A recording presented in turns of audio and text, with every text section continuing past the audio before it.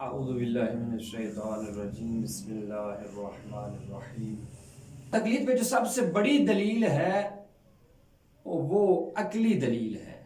کیوں؟ اس لیے کہ ہم روزمرہ زندگی میں دیکھتے ہیں کہ عقلاء جو ان کو مسائل درپیش ہوتے ہیں تو جس مسئلہ، جس شعبہ، جس فن کا مسئلہ ہوتا ہے، انسان اسی فن کے، اسی شعبہ کے جو متخصص اور اسپیشلسٹ ہوتے ہیں ان کی بات قبول کرتے ہیں، ان کی بات کو فالو کرتے ہیں، اور اسی کا نام تقلید ہے۔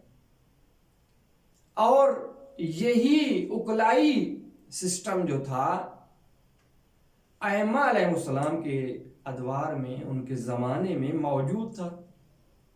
اس کو ہم علمی بحث میں ایک جب دلیل دیتے ہیں تو وہاں پہ بیان کرتے ہیں کہ سیرہ عقلائیہ اس چیز پہ دلالت کرتا ہے کہ تقلید جائز ہے۔ اور وہ سیرہ عقلائیہ کیا ہے؟ یعنی یہی سیرت، یہی روش، یہی طریقہ جو آج ہم اپلائی کرتے ہیں کہ کسی فن میں مشکل ہو، مسئلہ ہو، پوچھنا ہو تو اس کے ماہر کی طرف جاتے ہیں۔ یہ ائمہ علیہ السلام کے دور میں بھی جاری تھا، لیکن ائمہ علیہ السلام نے اس طریقہ سے منع نہیں فرمایا۔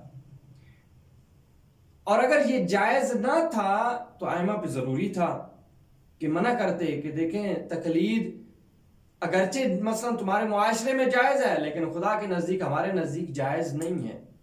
تو جب جو روش، طریقہ ائمہ علیہ السلام کے دور میں تھا، آپ نے منع نہیں فرمایا، اس کا مطلب ہے کہ آپ کا امضا، آپ کے سائن، آپ نے اس پہ جواز کی مہر ثبت فرمائی ہے۔ اسے بولتے ہیں سیرہ عقلائیہ۔